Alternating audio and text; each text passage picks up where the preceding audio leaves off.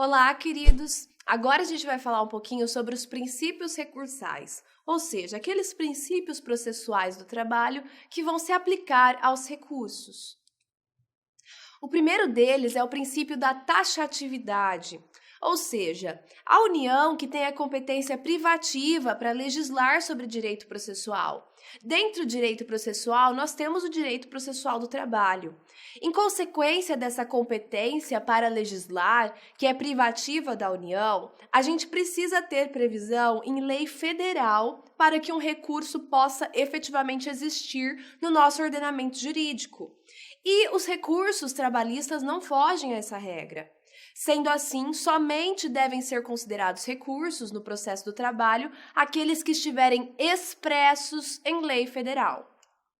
Isso se chama princípio da taxatividade, ou seja, eles são taxativos na lei. Outro princípio é o princípio da unirrecorribilidade, ou seja, cada caso só vai ter um recurso que vai se moldar a esse caso específico. Ou seja, a lei só vai prever um tipo de recurso para cada decisão. Então, consequentemente, eu não vou poder interpor dois recursos ou mais recursos simultaneamente contra a mesma decisão. Quer ver uma consequência disso? O fato dos embargos de declaração interromperem o prazo para interposição de outros recursos. Interromperem. Por que eu estou frisando isso, queridos? Porque muitas questões trocam interromper por suspender e não é a mesma coisa. Interromper significa que o prazo para e começa a se contar do começo. Então, eu vou ter, depois que eu entrei com os embargos de declaração, se eu for entrar com um RO, por exemplo, eu vou ter 8 dias desde o começo, tá? Se fosse suspender, o prazo que já tivesse corrido, ele era subtraído do que eu teria depois. Então, se já tivesse corrido 4 dias e o prazo era 8, eu só ia ter mais 4. Entenderam qual é a diferença? As questões adoram trocar interromper por suspender. E os embargos de declaração interrompem o prazo para interposição de outros recursos, ok? Isso é uma consequência do princípio da unirrecorribilidade. Outro princípio é o princípio da consumação. O que significa isso aqui? Significa que uma vez que eu interpor o recurso, ou seja, uma vez que eu exerci um ato processual, ele não vai poder ser repetido ou alterado. Por quê? Porque ocorre a preclusão consumativa.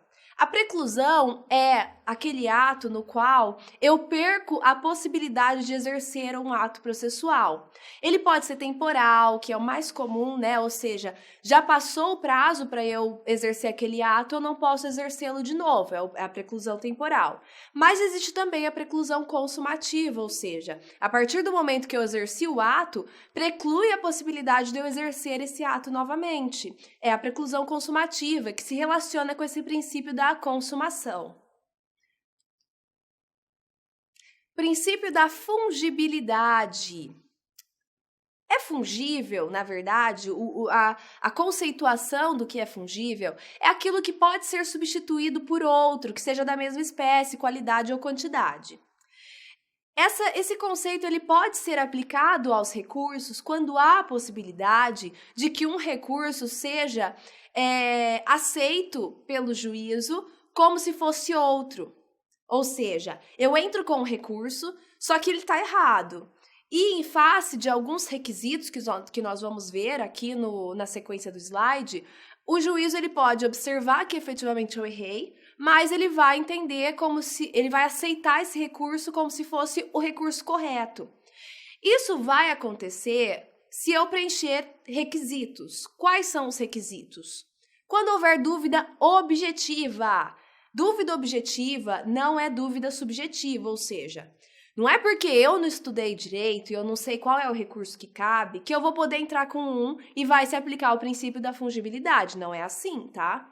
Existem casos em que há uma certa discordância que se instaura na doutrina, na jurisprudência, ou seja, é uma dúvida objetiva.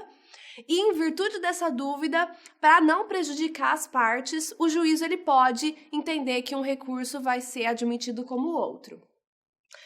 Outro requisito, não pode existir um erro grosseiro, tá? Um erro grosseiro como, por exemplo, era um RO e eu entendi e eu entrei com embargo de declaração. Não tem nada a ver uma coisa com a outra, eles têm objetivos muito específicos que nós vamos estudar nos próximos blocos. E isso seria um erro grosseiro. Observância do prazo do recurso correto, também tem que ser respeitado o prazo, tá? E isso acaba gerando a teoria do prazo menor. Então, quando eu estou em dúvida entre dois recursos, eu vou respeitar o prazo menor do recurso, entendeu? Se eu estou em dúvida entre... É que no direito do trabalho, na verdade, a maioria dos prazos é igual, é 8 dias. Então, não tem grandes impactos dessa teoria do prazo menor. Mas se houvesse uma discordância entre dois recursos, eu teria que respeitar o prazo menor, ok?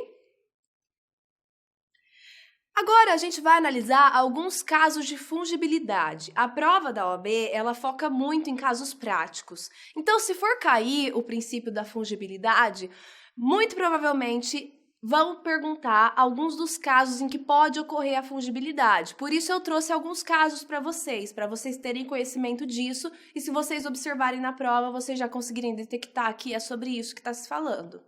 A súmula 421 do TST fala que cabem embargos de declaração da decisão monocrática do relator, prevista no artigo 932 do CPC, se a parte pretende tão somente o juízo integrativo, retificador da decisão. Ou seja, os embargos de declaração, eles servem para quando você tem alguma obscuridade, alguma contradição dentro da decisão. Ele não vai servir para você modificar a decisão. Para modificar a decisão, você vai ter outros recursos específicos, tá? Só que aí vem a possibilidade do princípio da fungibilidade no inciso 2, que fala o seguinte, ó: se a parte postular a revisão no mérito da decisão monocrática, cumpre ao relator converter esses embargos de declaração em agravo, em face do princípio da fungibilidade e celeridade processual, submetendo ao pronunciamento do colegiado.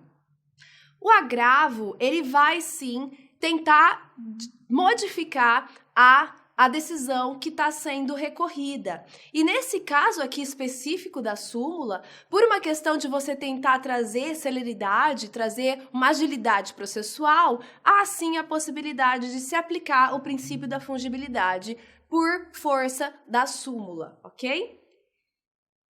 Mas é importante a gente fazer uma ressalva que está aqui no final da súmula. Os embargos de declaração, eles não vão, na verdade, ser contrarrazoados, ou seja, a outra parte não vai precisar se defender dos embargos de declaração, porque, em regra geral, ele não vai ter o efeito modificativo.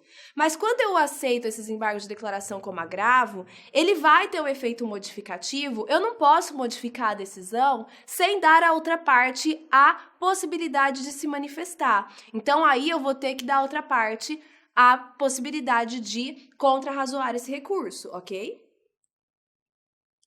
Outro caso é o da OJ 69, da SDI 1.2 do TST, que fala que o recurso ordinário interposto contra um despacho monocromático, indeferitório da petição inicial de ação rescisória ou de mandado de segurança, pode, pelo princípio da fungibilidade recursal, ser recebido como um agravo regimental. Do que eu estou falando? A gente vai analisar os recursos nos próximos blocos.